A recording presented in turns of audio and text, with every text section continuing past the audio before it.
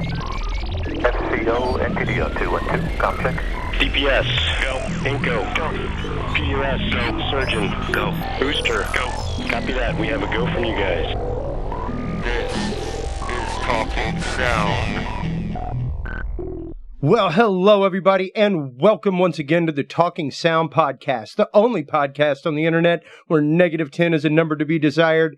I am Chris Jordan, your host, and we are coming to you live from the throbbing heart of rock and roll that is Austin, Texas. Today on the Talking Sound Podcast, we're going to actually talk about one of my favorite topics, education. Like many people, spent many years in college trying to figure out what it is that I was supposed to do, and come to find out it was exactly what I was doing in high school technical theater.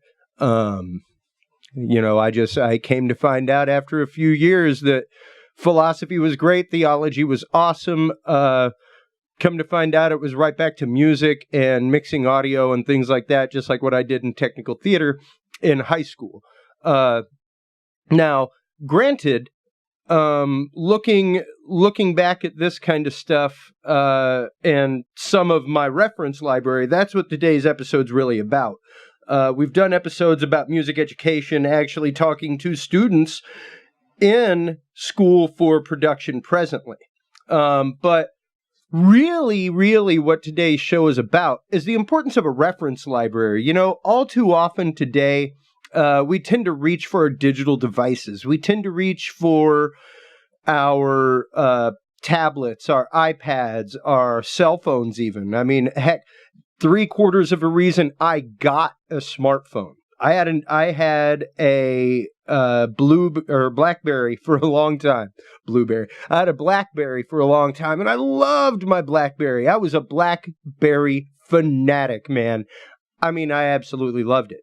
Raised board, nice. It didn't crack as often because it had a protective screen over it. It wasn't touch screen. Those things have come in handy since. But really what took me to a smartphone, to an Android device, was the capability of the real-time audio analysis. Being able to use an inclinometer and at least get an idea of where speakers were angled at, that kind of stuff, without an actual inclinometer with me. Just having a bunch of tools and references in my pocket.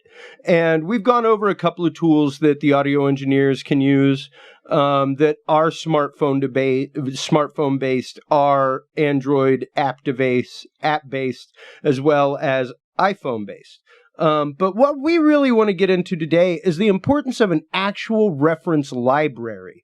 You aren't always going to have that at your disposal, guys. You aren't always going to have a tablet, and not that you're always going to have this chunko book with you either. But in the same right, there's something about thumbing through. There's something about whenever you go to the internet, I myself, even with Austin Hot Mods, with quite a few things, I actually have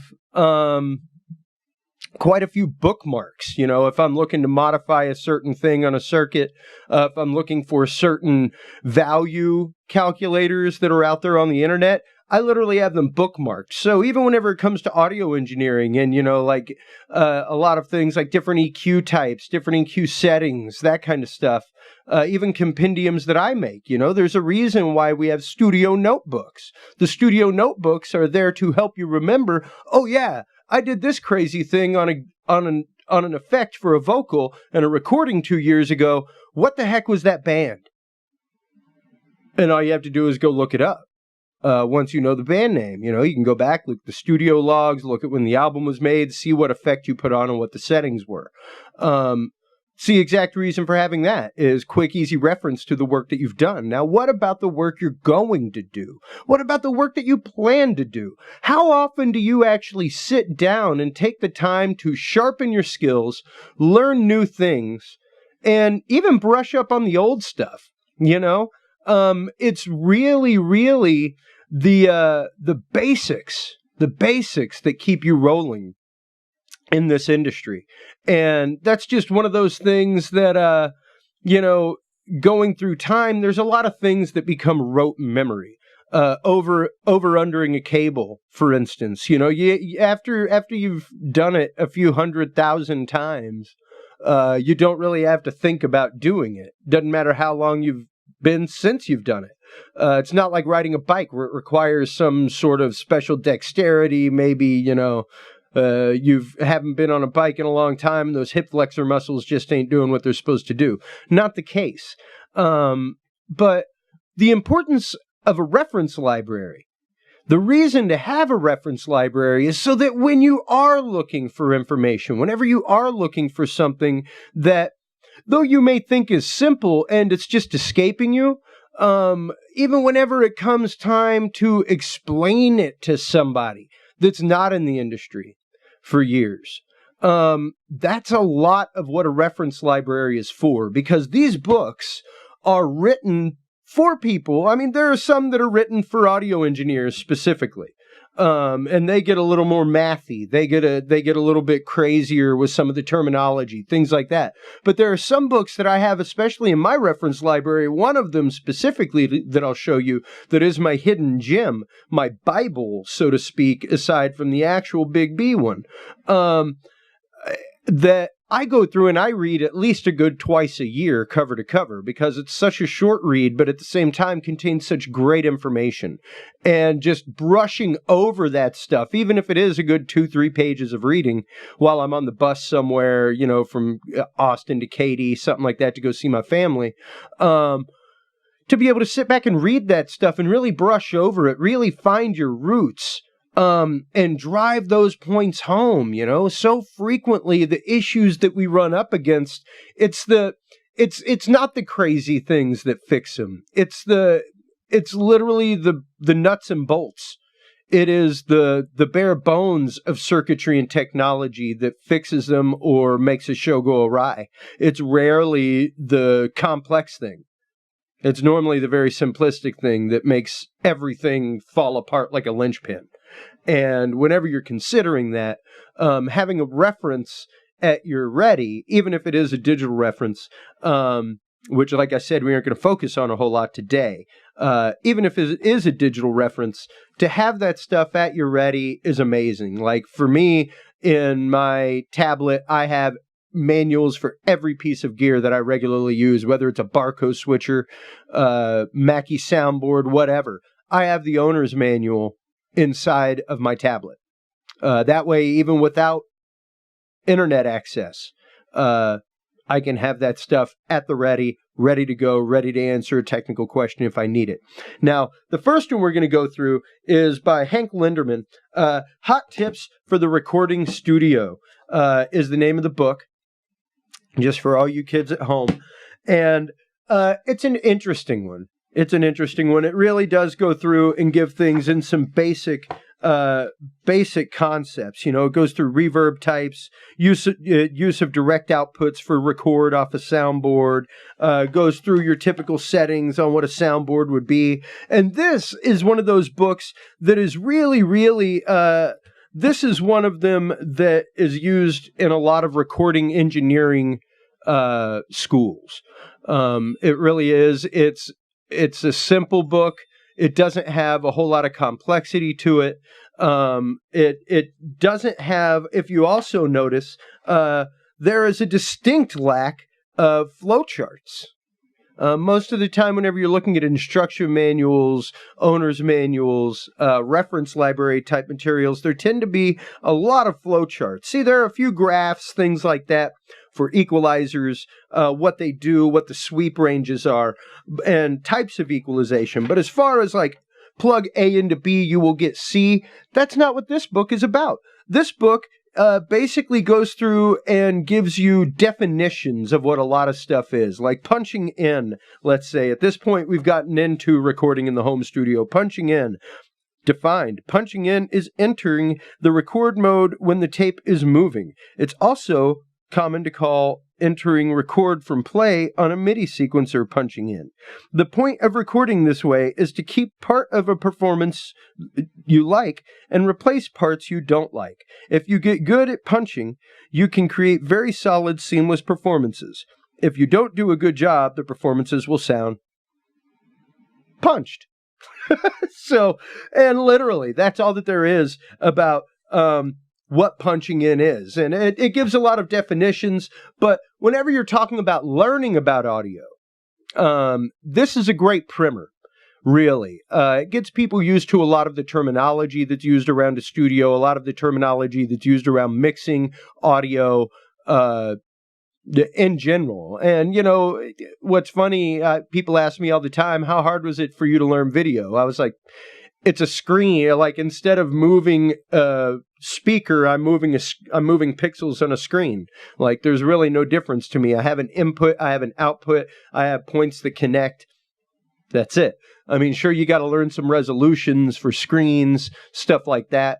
You got to learn a few things as far as camera terminology, but really most of your terminology as far as inputs, mixers, auxiliaries, that kind of stuff, a lot of that stuff really is cross-compatible.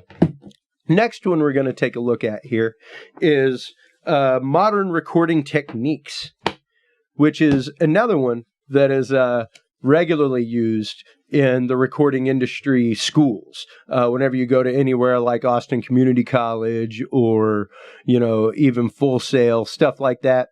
This is a book that if you go to Half Price Books in the music section, I guarantee you will probably find a copy of this sitting on the shelf.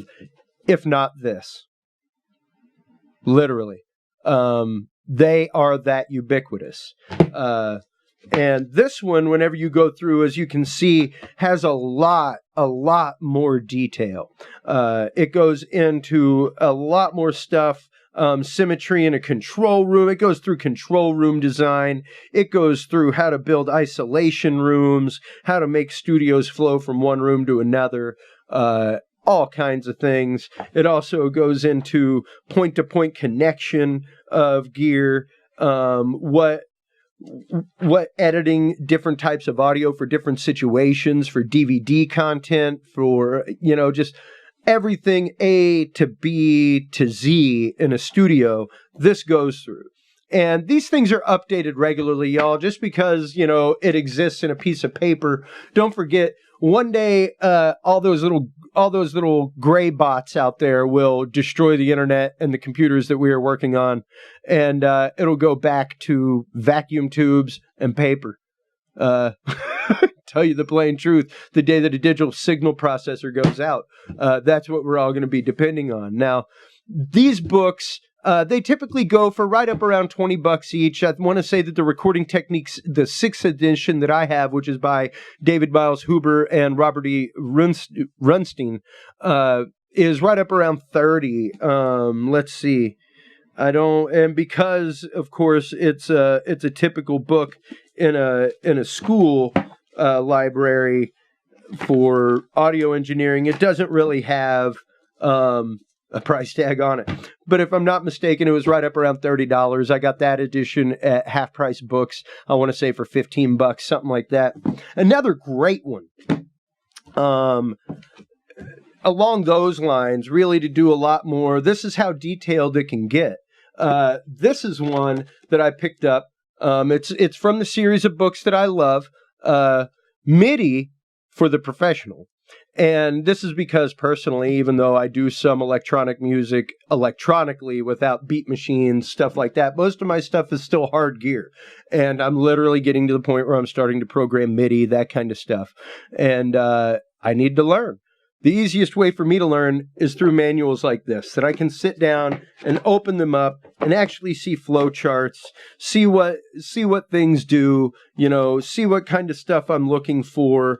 As far as mapping, what things make sense, how things flow in a digital audio workstation, how things flow as far as connecting MIDI hard points to MIDI soft points, connecting external pads as opposed to connecting keyboard.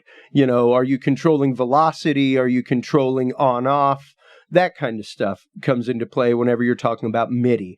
So it literally is the fact of knowing what you're wanting to do, why you're wanting to do it, and the best way to get to doing it. Those are the things that you have to consider whenever you're working on a project.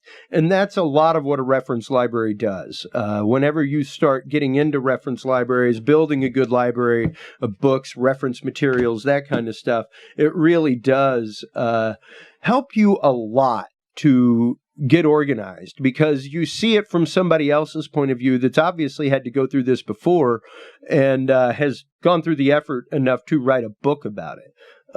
So just something to consider as you are looking at reference libraries and looking at building one. Really consider what your end purpose is. Are you going to be a live audio engineer? If you're going to be a live audio engineer, a lot of the stuff from the home studio recording book may not be for you. At that point, I would really recommend these two. These are the two that did it for me, man. This is the one I was saying that is like my Bible. The Musician's Home Recording Handbook by Ted Greenwald. And there are quite a few editions of this out there that you can get. The other is the Sound Reinforcement Handbook, written for Yamaha systems.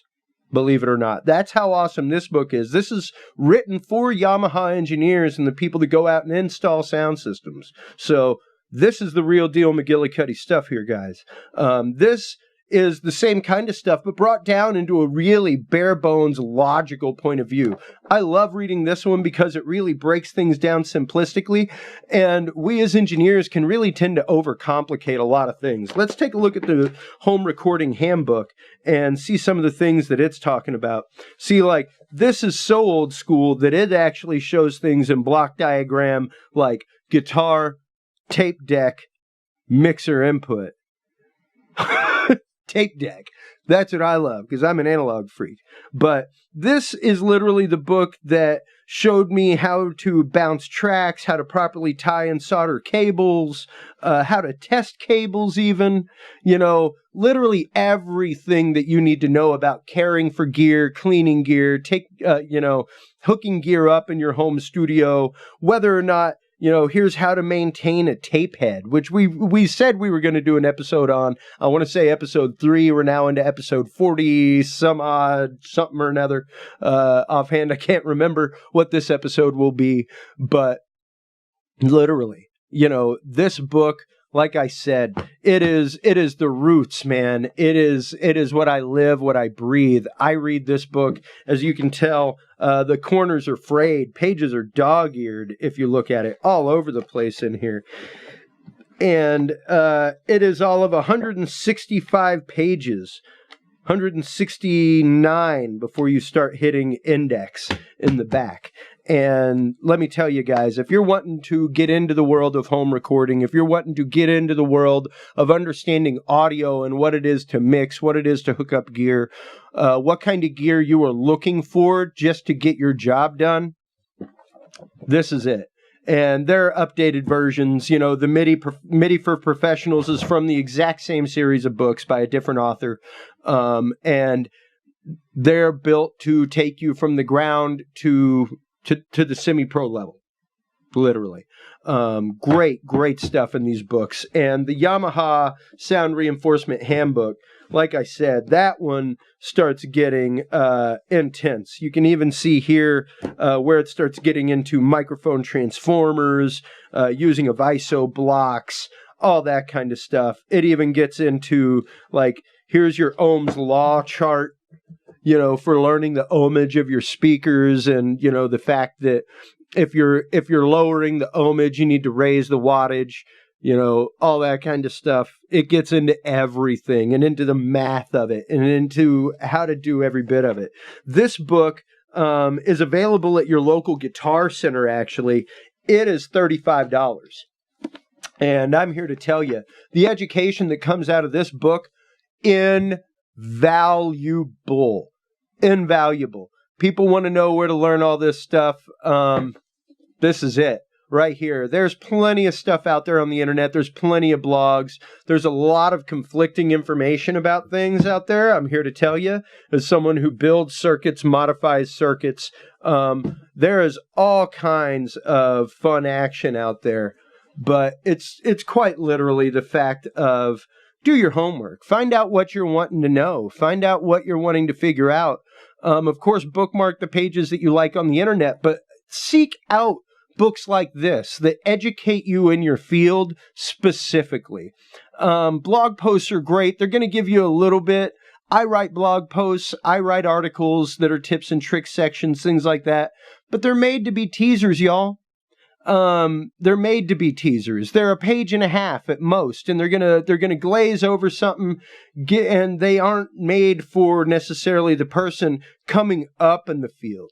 They're for the people like myself and other people that I work with who've been in the field for years and maybe just need something glazed over real quick for a good 3-4 minutes. That goes, oh, okay, gets the wheels turning. But if you're really looking for solid foundation, if you're really looking for roots in this industry, if you're really looking for knowledge that you can build walls and roofs of a career on, reference library all day long. There's a reason why you go to college. There's a reason why you go to school. There's a reason why you're discouraged from selling your books back to your college. It's not that it won't help out another student by buying a used book. It will. However, those books should be used to better you later in life, especially whenever you're going to something like trade school, guys. Remember, if you're going to audio, if you're going for video editing, motion graphics, any of that industry-specific kind of stuff, consider it trade school. I remember my grandfather going to trade school, or went to trade school rather, and plying his trade, making cabinets, things like that, and doing machine working. And he had manuals. He had field manuals. He had manuals on how to maintain stuff, how to keep his tools up, that kind of stuff. So it literally is the fact of educate yourself. I've cheesily said it before. Audio is one of those industries where the more you learn, the more you learn about it, the more you're going to know about it. That's one to grow on, boys and girls. On that note, while you're online, everybody, please take the time to stop on by the website. Check out the technical videos. Check out the technical articles. Check out the tips and tricks. We even have industry news that comes from major manufacturers like Rupert Neve, Mogami, Avid Systems, just to name a few. We're getting some more up from Blackmagic Design, that kind of stuff. That really kind of opens up the industry, opens up the concepts of what can be done and what you can do yourself. So stop on by, check all that stuff out on the website. Stop by our Patreon page, support us. All of the information that we have here on the website is free. We charge not plumb nickel one for it. The reason is because I believe in education. I believe in paying it forward. Somebody taught me, and in my time, I've taken more than one person under my wing to teach them, to have them understand what it is to come from the ground up. And it's hugely important, everybody. If you are someone that's been in the industry for 10 years or more, take on a student. Mentor somebody. Give them the burden of your knowledge. People ask all the time. One of the episodes that we just recently did was about Grumpy Soundman. And literally, it's the burden of knowledge. It's the burden of knowledge. I had somebody today ask me about, coming on and doing some recording for their podcast. And they sent me some sample audio. And whenever I listened to it, it was like, hey, these are the best practices. And he was like, oh my God, you're hilarious. I know those are the best practices. This is just some sample stuff that we're working up. But the fact that within the first email, you were already jumping me about audio quality shows me that you are a professional. So take the time, everybody. Invest in yourself. Invest in your reference library. Invest in your equipment. And most of all, invest in your future. Because you're the only one that makes it. And on that note, thank you so much for tuning in. Thank you so much for keeping us alive as we approach 1 year being on the air. We have you guys to thank. We have our fans to thank. Thank you so much. Until next time, everybody, keep reaching for 11, and we'll talk to you soon. Bye-bye.